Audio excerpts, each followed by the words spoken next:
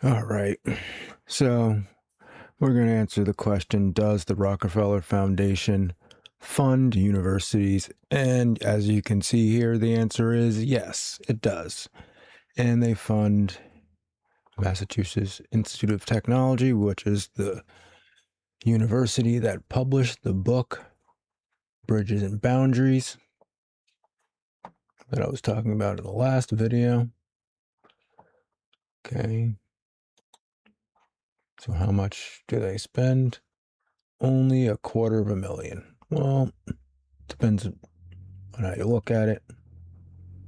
$250,000 could be a lot of money, right? But as you can see in this article,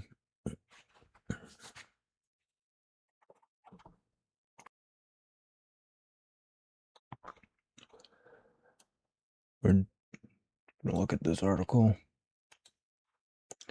Funding to universities by the Rockefeller Foundation. The Rockefeller Foundation has a significant reputation for international commitments and support, today focusing on social and environmental actions that include improving access to electricity, food, healthcare, and economic opportunity.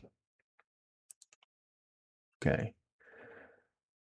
A study of its giving between 2014 and 18 has revealed that 8% of its total giving, $788 million, has gone to universities and higher education institutions around the world.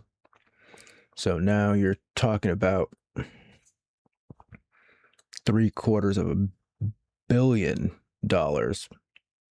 pumped out into universities. Now it's starting to paint a different picture. Starting to get into that round table stuff, you see. Then they approve the books, and you can't have if, like, say for instance, you want to put out a book or have a course that Rockefeller Foundation doesn't approve of, then they threaten to pull the $250,000, right? Say, oh, well, we don't like this course that you're offering or this teacher, and we might have to revoke our funding, and what's going to happen next. Okay, so $788 million.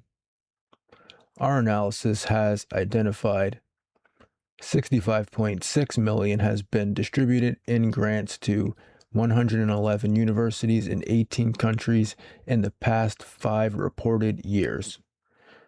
U.S. universities are the biggest beneficiaries. 81 American universities received 80% of Rockefeller University giving, totaling $53 million. Year on year, giving to American universities has grown. In 2014, 58% of Rockefeller's university grants went to U.S. institutions. By 2018, it had increased to 92%. UK universities are the next biggest beneficiaries. 7 institutions received $5.2 million in the past 5 years, or 8% of all Rockefeller University giving. Then South Africa, the single biggest university beneficiary of Rockefeller funding, is Harvard. It has received $9.7 million between 2014 and 18. 15% of all Rockefeller University giving. City University of New York gets $9.6 million. Columbia gets $4.2 million. MIT's in there, Cornell, Oxford, Columbia. Europe is the second biggest region that they give to. Africa is the third biggest. 8 universities in 6 African countries receive 3.7. Wow, 68% of funding goes to South Africa specifically. That's interesting because I know Rhodesia is in South Africa, or it's not called Rhodesia anymore, but okay. So we can see that it is true that the Rockefeller Foundation does donate to universities, and specifically MIT, And you can see here that the book Bridges and Boundaries is published by the MIT Press. And you can look through, I just have the table of contents. I still can't find the PDF of it. But you can see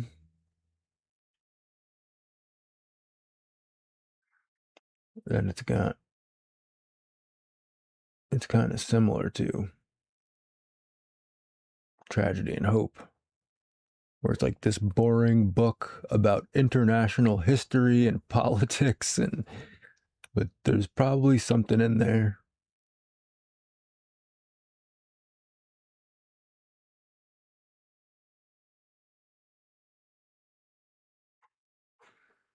I'm not sure. Okay.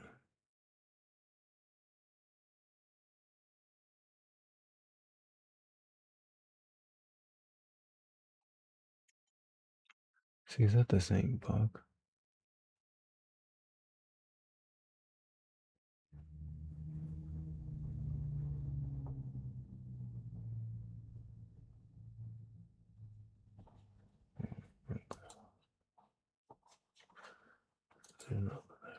Okay.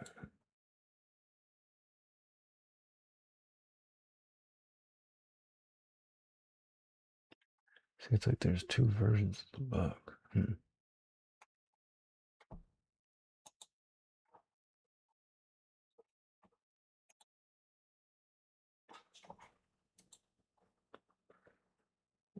It seems like it's hard to find the book too. Oh, that's good. It's all images.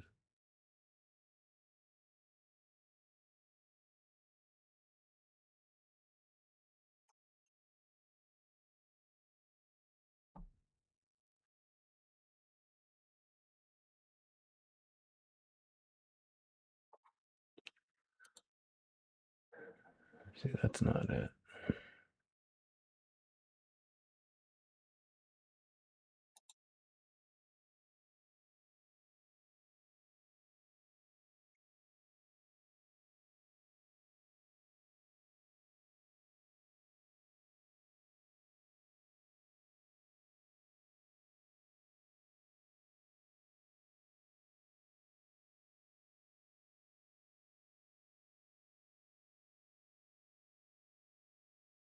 Hmm. Oh, publisher. Okay,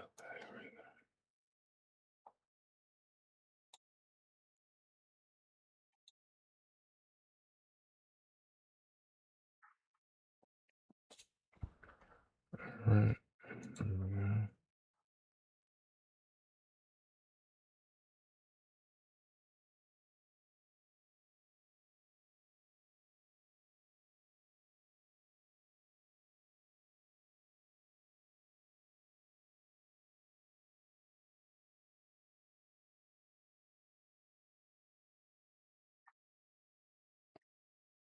Not much here. I don't even see that book.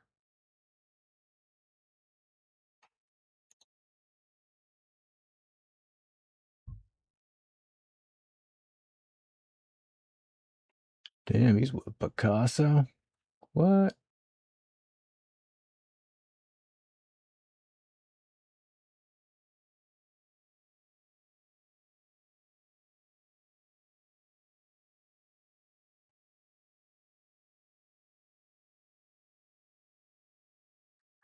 I don't know. Seems kind of legit. I mean, who is this guy?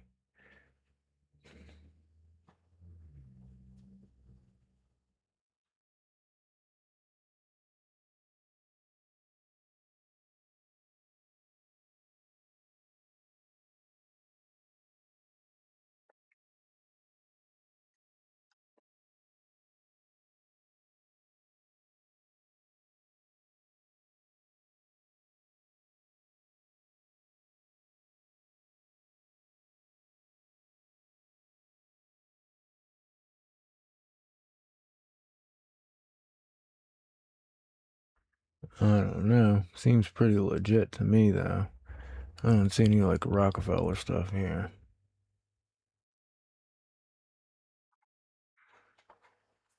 Hmm.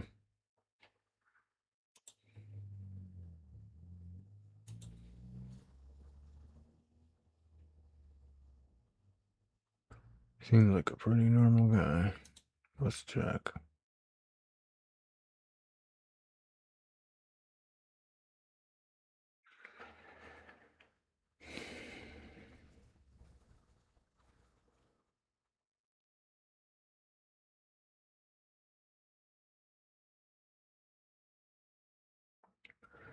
All right, so we went through the Great Depression.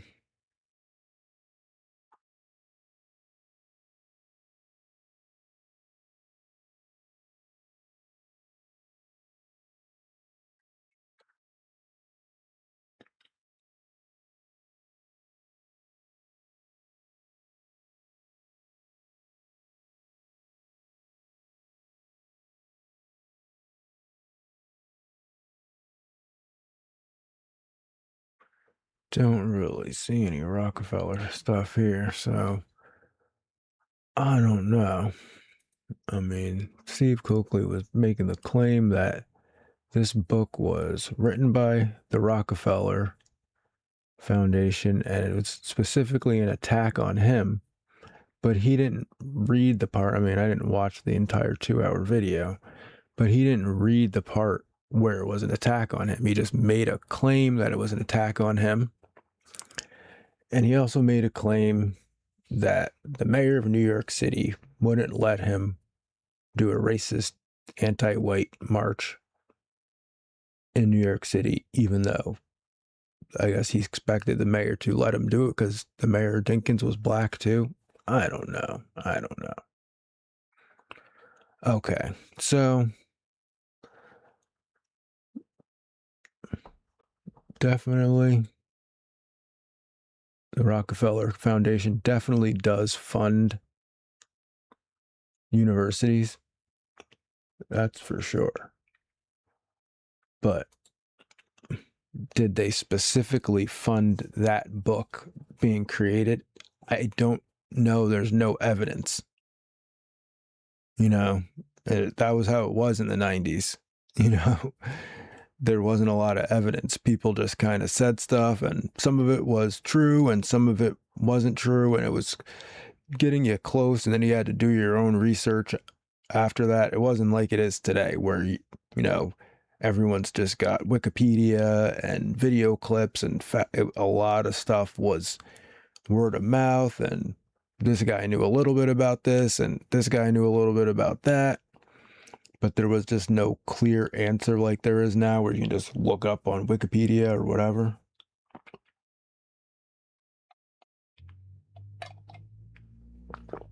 So I don't know. I mean, his claims about being under attack and all this other stuff, it's always interesting because whenever people start making claims of being under attack, then they're justified to act defensively. So that's why I think that, not, attacking people or, I guess, insulting people upon those lines helps. That's why I'm kind of more like,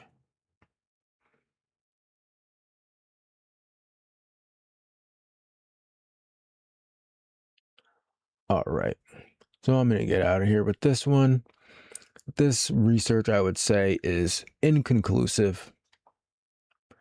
There is some evidence to what Steve Coakley's saying,